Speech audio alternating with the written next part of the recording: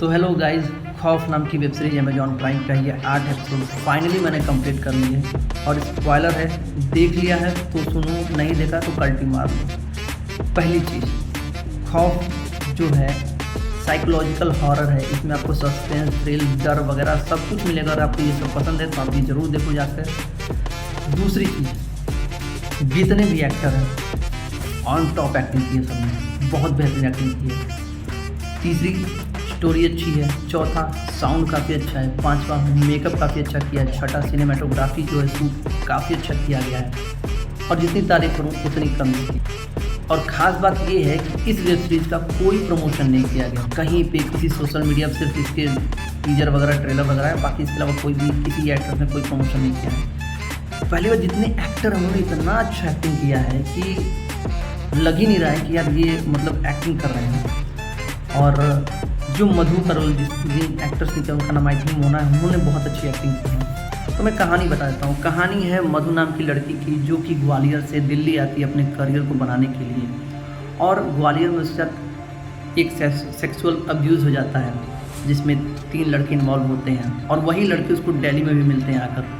खैर, हॉस्टल आती है, एक हॉस्टल में जहाँ पे उसे 333 नंबर का कमरा अलॉट होता है। अब 333 नंबर कमरे का भी पास्ट होता है। उसमें एक लड़का है जीवा नाम का, जिसकी मौत हो जाती है, मार दिया जाता है और उसी कमरे के बक्से में उसे बंद कर दिया जाता है। उसके बाद वहाँ से उसे कहीं और फेंक दिया जाता है। अब ये काम करते हैं उस फ्लोर पे रहने वाली 4 लड़कियाँ। ये वो 4 लड़कियाँ होती हैं जिनको जीवा परेशान कर रहा होता है। और एक न्यू ईयर की रात में आता है पी कर, और उनमें से एक लड़की होती है अनु, उसको काफ़ी ये परेशान करता है, काफ़ी टाइम से पीछा कर रहा होता है। और उस रात में आता है, बहुत गंदी गाली आता है, ये ऐसी ऐसी गाली आता है और ऐसे इवेंट की भी बातें करता है जो कि ऑलरेडी दिल्ली में हो चुके हैं। आप जानते हो मैं किसकी बात कर रहा हूँ, बहुत फेमस है। वो सारी चीज़ दिखाई, वो सीन काफ़ी मतलब हिला देने वाला सीन वो है। वहाँ उसे मारती हैं और उसके बाद उसकी आत्मा जो है भटकने लगती है और उसका एक ही काम होता है कि उसे बदला लेना है। अब मधु जो है ऑलरेडी कितना टूटी रहती है अंदर से, जो कि ग्वालियर में उसके साथ होता है, और जो लड़के होते हैं उसे दिल्ली में मिलते हैं। उसके बाद वो काफ़ी परेशान रहती है, तो अंदर से कमज़ोर रहती है। उसके बाद जीवा की आत्मा उस पर हावी हो जाती है और जैसे से एपिसोड बढ़ता है, कहानी जैसे से बढ़ती है, आपकी क्यूरोसिटी बढ़ती जाएगी, डर बढ़ता जाएगा। कुछ सीन ऐसे हैं कि हल्की झलक दिखाई उस शैतान की और तुरंत हटा दिया, तो लगता है यार ये क्या दिखाया। फिर आई थिंक 5वें एपिसोड में पूरी तरीके से शैतान मधु के ऊपर हावी हो जाता है। और पहले तो ये बदला लेती है जाकर उन लड़कों से जो इनका रेप किए रहते हैं, उसमें हेल्प करता है ये शैतान उसकी। और जिस तरीके से मारा है ना भाई, क्या दिखाया उसको। दूसरा चीज़ ये है कि जो रजत कपूर है इसमें, वो एक तांत्रिक का रोल करते हैं और जीवा जो होता है वो उनके लिए काम करता है। बिकॉज रजत कपूर का ये मानना है कि किसी लड़की के खून से वो अपना इलाज कर सकते हैं और वो यहाँ पे आते हैं, तो जीवा उनके लिए काम करता है और जीवा मर जाता है इन लड़कियों को उठाने के चक्कर में। खैर, रजत कपूर की तो मुझे समझ नहीं आया क्यों उनको रखा गया, उनका तो कोई रोल मुझे समझ में आया नहीं, लेकिन एक कड़ी जोड़नी थी तो उनको रखा गया, मुझे रजत कपूर का नहीं समझ में आया। बट जो 4 लड़कियां मधु हैं, ये कहानी उन्हीं के इर्द गिर्द घूम रही है। और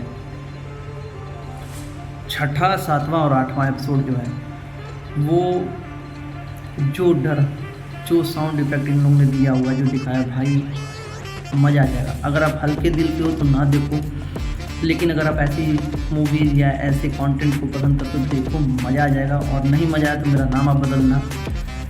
पहली चीज़ तो कहीं प्रमोशन किया ही नहीं इन लोगों ने है, और ऐसी चीज़ें बननी चाहिए। इसका CGI जो है, VFX काफ़ी अच्छा है। और मुझे ये लगता है कि जब वेब सीरीज में इतने अच्छे तरीके से दिखा सकते हो तो फिल्मों में क्या इनकी हो जाता है। खैर, कुल मिला के खौफ जो है वो अच्छा है और देखना चाहिए आपको, बिकॉज बहुत सारी चीज़ें इसमें दिखाई गई हैं।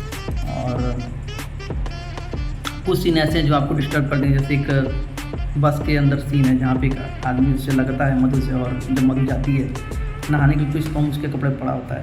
तो ऐसे बहुत सारे डिस्टर्बिंग करने वाले सीन हैं, लेकिन मज़ा आ गया देखकर। आपको जाकर देखना चाहिए, मैं तो यही कहूँगा। और अकेले देखना तो अकेले देखो, दो अकेले देखना तो देखो, लेकिन देखो ज़रूर, मैं तो यही कहूँगा। खौफ एक बार जरूर देखो, बस यही कहना था आपसे।